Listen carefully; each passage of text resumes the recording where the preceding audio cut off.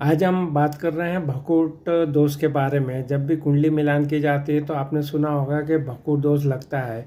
ये जो जब कुंडली मिलान में जो चंद्रमा की स्थिति है वो दोनों की जो कुंडलियों में 6-8 का संबंध बनाती है, 9-5 भाव का संबंध बनाती है, 12वें दूसरे भाव का संबंध बनाती है, तो ये वैदिक ज्योतिष में इसको भकुट दोष के नाम से जाना जाता है। तो ये क्या करता है, ये शादीशुदा जो ज़िंदगी होती है उसमें ये आपको शारीरिक समस्याएं पैदा होती है अगर बकुट दोष 6-8 का होगा।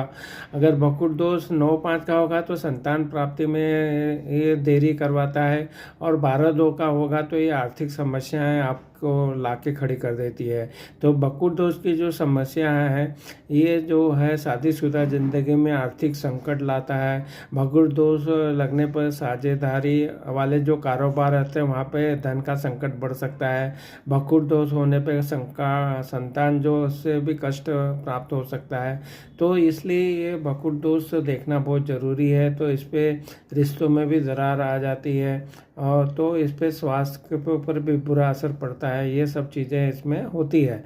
तो अब उसको निवारण के लिए बताया गया है शास्त्रों में कि आप इसके लिए महामंत्रुंजय का जो मंत्र है वो जाप करना चाहिए, और जो है दान में गाय का दान करना चाहिए, गुरुवार का व्रत रखना चाहिए, और रोज़ाना जो है आप जल में हल्दी मिला के केले के पेड़ पे डालना लाभकारी माना जाता है।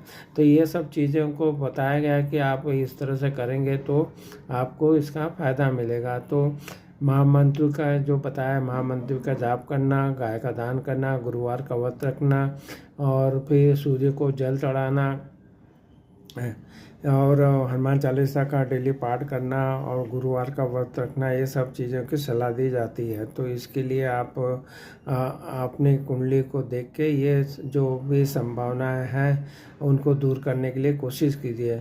जहाँ तक बात की जाती है, जो 6-8 वाला दोष वक्र षटाष्टक दोष बनता है वो बहुत ही आपको परेशानी में डाल सकता है। तो और साथ साथ में आपको ये देखना है इसके निवारण के लिए या इसका जो परिहार है वो देखने के लिए आपको क्या करना है, आपको ग्रहों की मैत्री को भी देखना है। अगर ग्रह मैत्री नहीं होती है और ग्रह मैत्री रहती है तो इसमें दोष का जो प्रभाव है वो थोड़ा कम हो जाता है।